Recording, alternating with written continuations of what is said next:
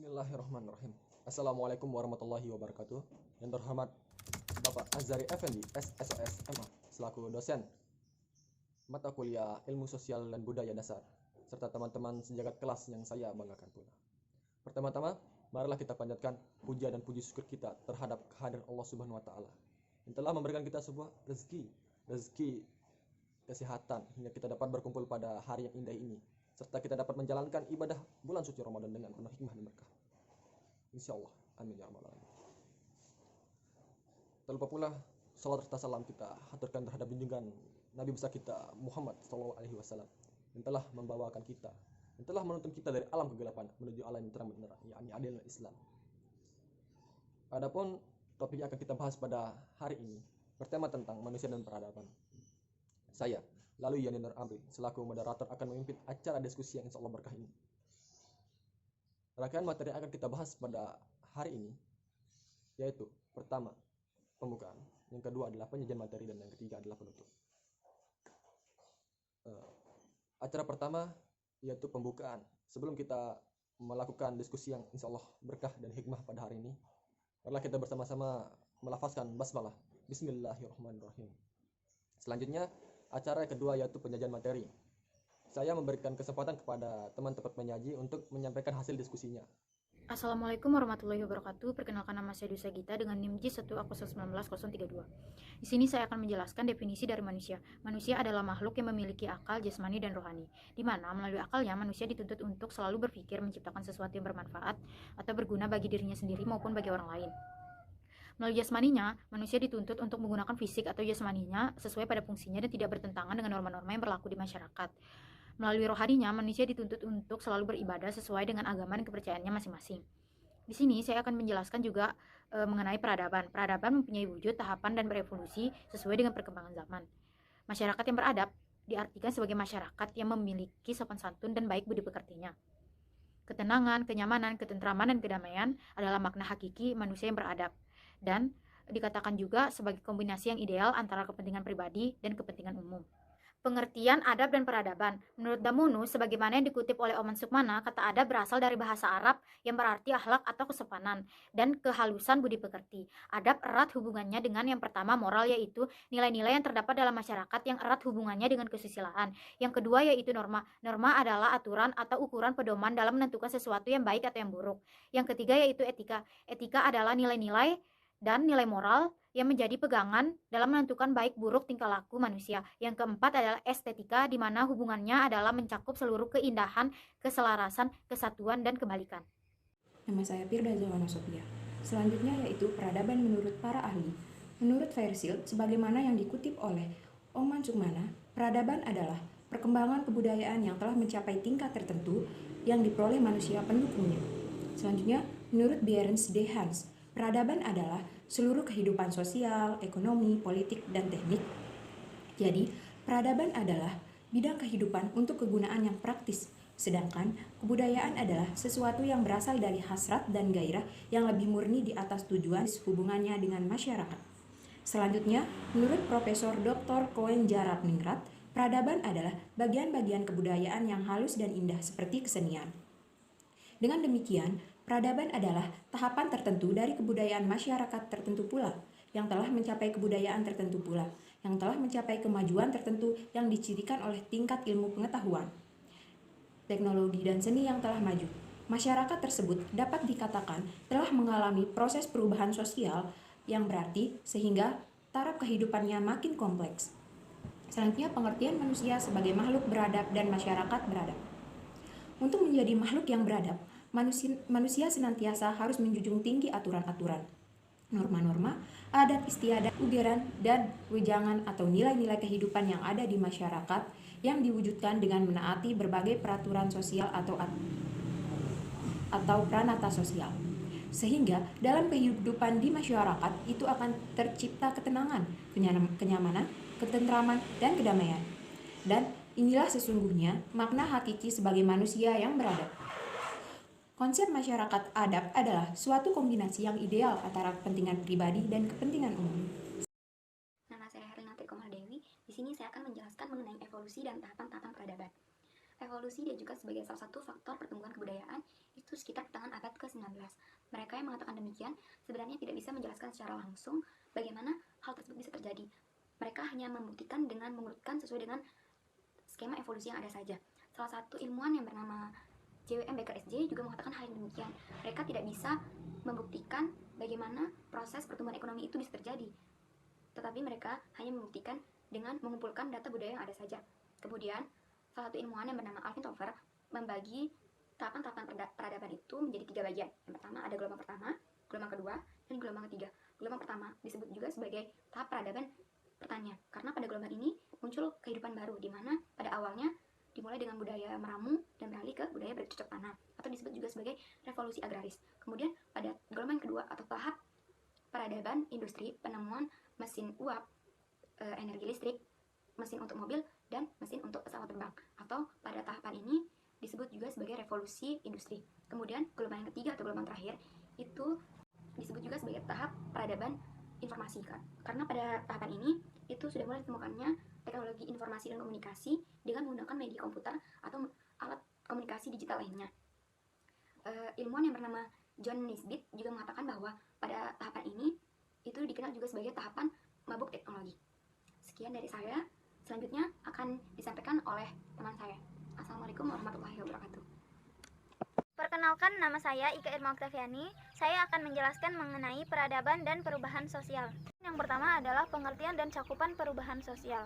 Perubahan sosial adalah gejala yang mengakibatkan ketidaksesuaian antara unsur-unsur dalam masyarakat, sehingga menghasilkan pola kehidupan yang tidak sesuai fungsinya bagi masyarakat yang bersangkutan. Adapun beberapa pendapat para ahli mengenai perubahan sosial.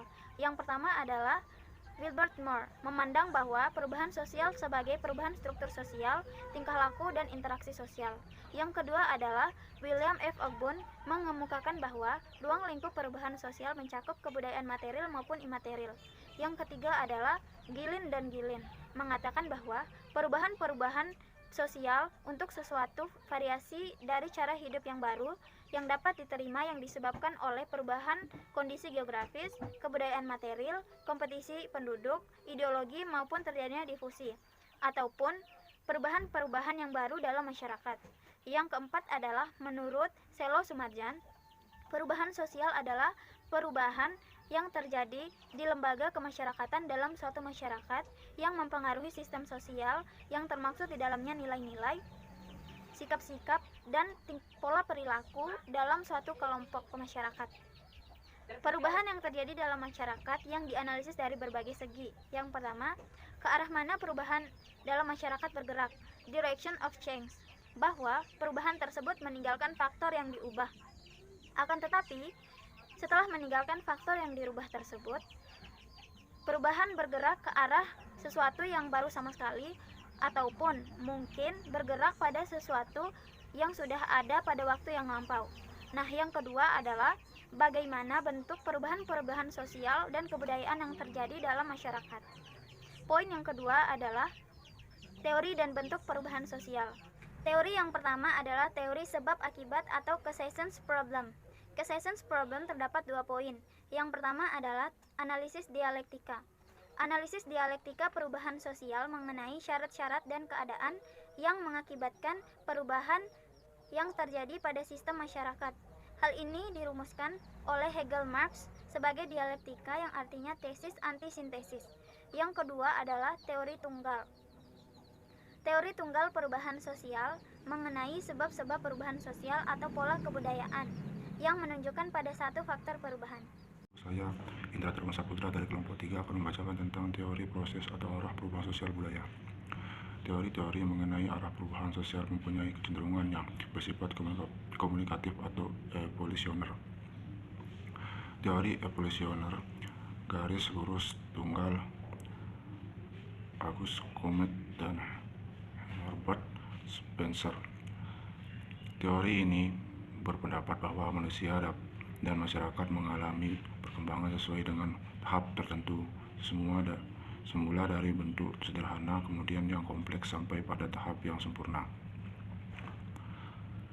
Teori multilinier artinya menggambarkan suatu metodologi didasarkan pada suatu asumsi yang menyatakan bahwa perubahan sosial atau kebudayaan yang didapatkan gejala keturunan yang nyata atau signifikan. Teori ini tidak mengenal hukum atau skema a priori, tetapi lebih memperhatikan tradisi dalam kebudayaan dan berbagai daerah. Wujud peradaban. Peradaban adalah wujud kebudayaan sebagai hasil kreativitas manusia yang baik yang bersifat material, berupa benda-benda yang kasat mata dan dapat diraba seperti bangunan, gedung, atau rumah, mobil, dan peralatan kerja, dan sebagai maupun yang bersifat non-material dan bentuk nilai moral, norma, dan estetika seperti adat, sopan santun, pergaulan, dan mengalami hidup dan kehidupan. Menurut Ki Hajar Dewantara, etika adalah ilmu yang mempelajari skala sosial, kebaikan dan keburukan di dalam hidup manusia, mempunyai teristimewa yang mengenai gerak-gerik pikiran dan rasa yang dapat merupakan pertimbangan dan perasaan, sampai mengenai tujuan yang dapat merupakan perubahan. Tugas etika adalah mencari ukuran baik buruknya bagi tingkah laku manusia secara dikotomi dasar. Etika deskriptif yang berusaha mengkaji secara kritis dan rasional tentang sikap dan pola perilaku manusia dan apa yang dikerjakan oleh manusia dalam hidup sebagai suatu yang bernilai. Etika normatif adalah berusaha menetapkan berbagai sikap dan pola perilaku yang ideal yang seharusnya dimiliki oleh manusia berupa norma-norma. Menurut L. Venhoven dalam Oman Sukmana, norma berasal dari kata normalis yang berarti menurut petunjuk, kaidah, kebiasaan, kelaziman, patokan, standar, ukuran. Norma-norma mempunyai kekuatan mengenai yaitu folkwas, yakni norma-norma yang berdasar kebiasaan atau kelaziman dalam tradisi, dan apabila dilanggar tidak ada sanksinya, tapi hanya dianggap aneh dan menjadi saran pembicaraan umum saja. Mores, tata kelakuan, yakni norma moral yang menentukan santun kelakuan tergolong benar atau salah, baik atau buruk. Individu yang melanggar mores akan dihukum. Saya Kirana Yustewati akan mempresentasikan tentang apa itu moral, moralitas, arti estetika secara etimologis, tradisi, dan konsep dari modernisasi. Yang pertama yaitu moral. Moral adalah nilai-nilai dalam masyarakat dalam hubungannya dengan kesusilaan. Moralitas adalah sistem nilai tentang bagaimana seseorang harus hidup secara baik sebagai manusia dan sekaligus merupakan petunjuk konkret yang siap pakai tentang bagaimana seseorang itu harus hidup. Yang ketiga yaitu etimologis. Istilah estetika yang secara etimologis tadi berarti teori tentang ilmu penginderaan, tetapi kemudian diberi pengertian yang lebih dapat diterima secara lebih luas, ialah teori tentang keindahan dan seni. Yang keempat yaitu tradisi adat. Tradisi adat adalah pencerminan daripada kepribadian suatu bangsa yang merupakan satu penjelmaan daripada jiwa bangsa yang bersangkutan dari abad ke abad. Yang terakhir yaitu konsep dari modernisasi. Modernisasi dimulai di Italia pada abad ke-15 dan tersebar di sebagian besar ke dunia barat dalam 5 abad berikutnya. Manifesto proses modernisasi pertama kali terlihat di Inggris dengan meletusnya revolusi industri pada abad ke-18 yang mengubah cara produksi tradisional ke modern. Modernisasi masyarakat adalah suatu proses transformasi yang mengubah pertama di bidang ekonomi, berarti tumbuhnya kelompok industri yang besar di mana produk barang konsumsi dan sarana disebut secara massal. Di bidang politik, yang pertama modernisasi menurut Cyril Edwin Black yaitu rangkaian perubahan cara hidup manusia yang kompleks dan saling berhubungan.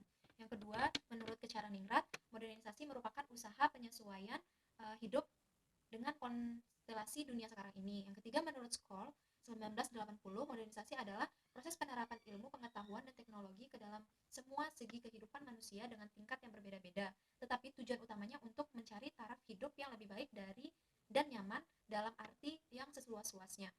Yang terakhir yaitu Smith pada tahun 1973 mengatakan bahwa modernisasi adalah proses yang didasari dengan seperangkat rencana dan kebijaksanaan yang didasari untuk mengubah masyarakat ke arah kehidupan masyarakat yang kontemporer yang menurut penilaian lebih maju dalam derajat kehormatan tertentu. Nama Nama saya Lalu Muhammad Zanuri. Saya di sini akan menjelaskan yang pertama, B. Syarat-syarat modernisasi, yang dimana modernisasi bersifat preventif dan kontraktif. Modernisasi dapat terwujud melalui beberapa syarat, yaitu yang pertama, cara berpikir ilmiah yang institusional dalam kelas penguasa maupun masyarakat, sistem administrasi negara yang baik yang benar-benar mewujudkan birokrasi, adanya sistem pengumpulan data yang baik dan teratur, yang terpusat pada suatu atau lembaga tertentu, penciptaan iklim yang baik dan teratur dari masyarakat terhadap modernisasi dengan cara penggunaan alat komunikasi massa, tingkat organisasi yang tinggi di suatu pihak, disiplin tinggi bagi pihak lain di pihak pengurangan kepercayaan, sentralisasi wewenang dalam pelaksanaannya. C. Ciri-ciri modernisasi, keutuhan materi dan ajang kebutuhan manusia, kemajuan teknologi dan industrialisasi, individualisasi, sekularisasi, diferensiasi, dan akulturasi. Modernisasi banyak memberikan kemudahan bagi manusia. Berkat jasanya, hampir semua keinginan manusia terpenuhi. Modernisasi juga memberikan dan melahirkan teori baru, mekanisme masyarakat berubah menuju prinsip dan logika ekonomi serta orientasi kebendaan yang berlebihan.